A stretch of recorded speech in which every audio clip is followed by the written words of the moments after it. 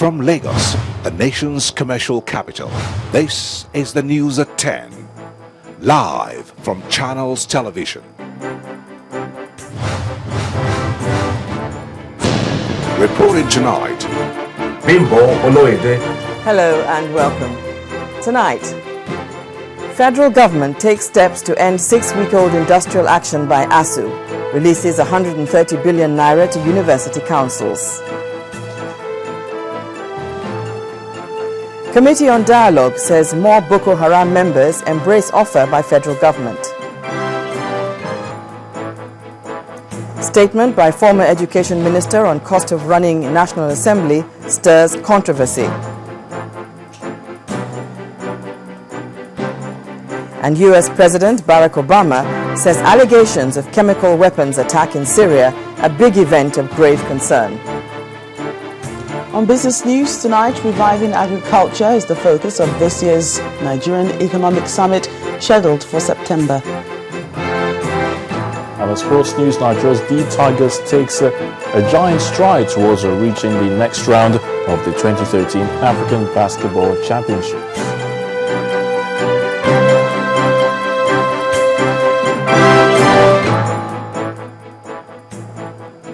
Striking university lecturers have been asked to return to the classrooms following the release of 130 billion naira to pro-chancellors and university councils for execution of projects in 61 universities.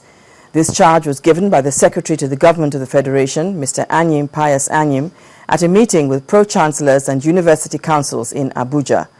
While 100 billion is meant to resolve infrastructure challenges, 30 billion is to address the issue of earned allowances for university staff. It was a full house that greeted the arrival of the Needs Assessment Implementation Committee, Chairman of Education Committees in the Senate and House of Representatives, and other players in the sector. Without much ado, Secretary to the Government of the Federation narrated how much of the 2009 agreement the federal government has fulfilled, especially its efforts to resolve the bone of contention, the earned allowances by staff.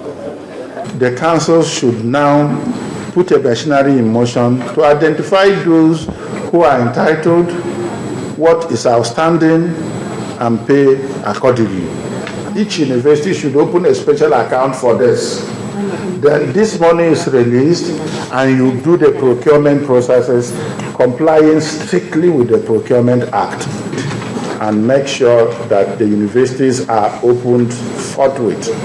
And every person who has anything so to do, so to claim, should do that appropriately within the universities, and nobody should be out of work any longer.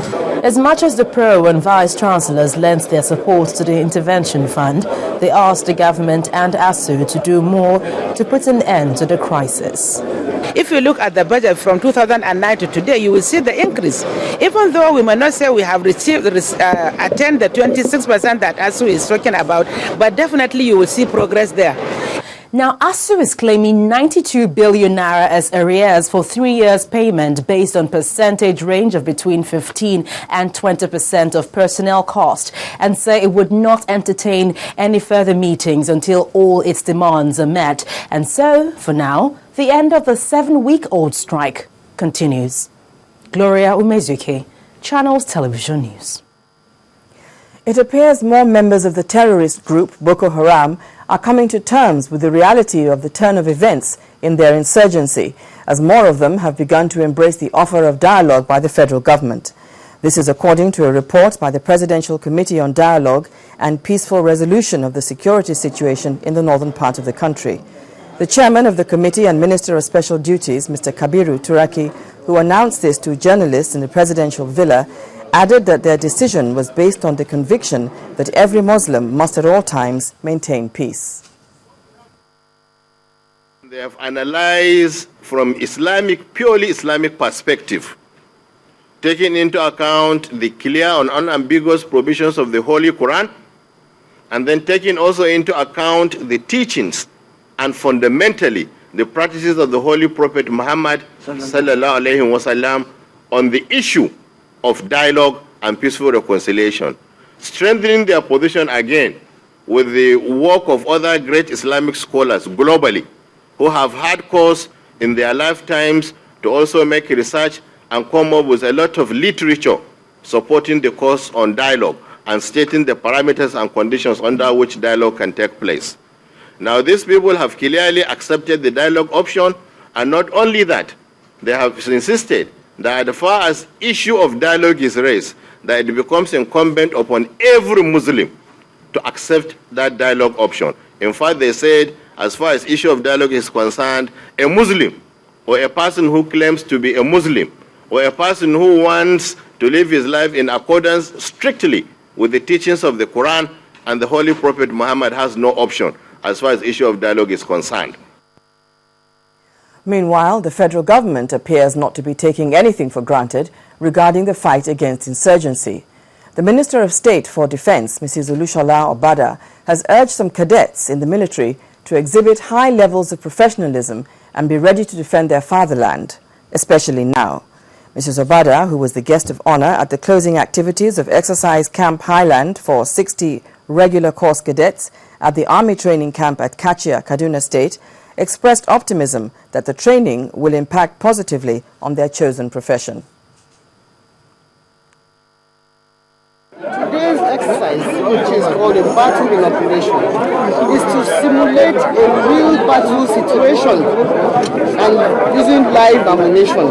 And this is the very last stage of their training. They are ready and willing and able. They are good to go. And I'm sure that many of them are even eager to be deployed. They should respect constitutional authority.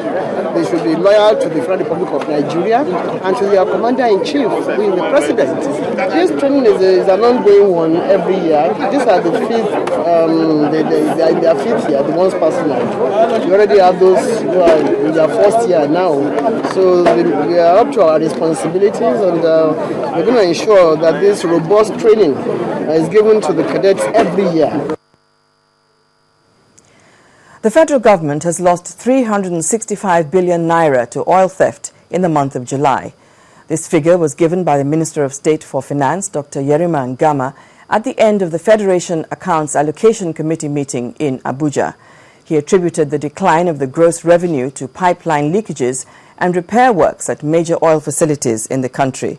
Dr. Ngama, however, said that 715 billion naira is to be distributed to the federal, state and local governments for the month of July. For the month of July, the total mineral revenue collected was 361.935 billion. This falls short of the budgeted mineral revenue of 465 billion by 103.122 billion. It also fell short of the total mineral revenue collected for the month of June by 188.39 billion. The total non-mineral revenue for the month of July stood at 136.049 billion, which is also short of the budgeted amount of 158.7 billion by 22.66 billion. The total amount distributed this month is 715.845 billion. And the Lagos State Command of the Nigerian Security and Civil Defense Corps has paraded 10 suspected oil thieves arrested in the early hours of today at a fuel station along the Lagos-Badagry Expressway. The arrest came following a tip-off by members of the public over the increasing activities of vandals in the area. The command also apprehended 2 tankers and 5 vehicles loaded with gallons of premium motor spirit, PMS. The Lagos State Commandant of the Corps warned pipeline vandals to desist from their activities, saying it will not take it lightly with anyone who is found guilty of oil theft. The petrol station is called Megafair Petrol Station. Our arrest was based on information, and the information given to us was that this petroleum, the petrol stations are actually involved in accepting vandalized products. As far as being a registered dealer, that we have not cross-checked. But we are sure, based on our information and based on the transactions that occurred there in our presence before the arrest, we are convinced beyond a reasonable doubt that yes, they are involved in these illegal transactions. Some of them are actually working in the petrol stations. Some of them are just there to buy fuel. And of course, some of them are part of the system. So we will go through a thorough investigation, and as a matter of fact, those who are found to have been involved in the criminal activities will be prosecuted accordingly. But at the same time, we are mounting surveillance, and I believe before the end of the day, the owner will show up. The Edo State Police Command has paraded 5 people suspected of abducting 3 teachers in Ovia Southwest local government area. The suspects, including a lady, were paraded with others arrested for armed robbery and human trafficking. It's quite an impressive arsenal seized from these suspects and paraded for the media on a rainy day. Locally made guns, live cartridges, mobile phones and other accessories, along with a cellophane-wrapped substance confirmed to be cannabis. Some of the suspects tell their stories, which range from kidnapping to human trafficking.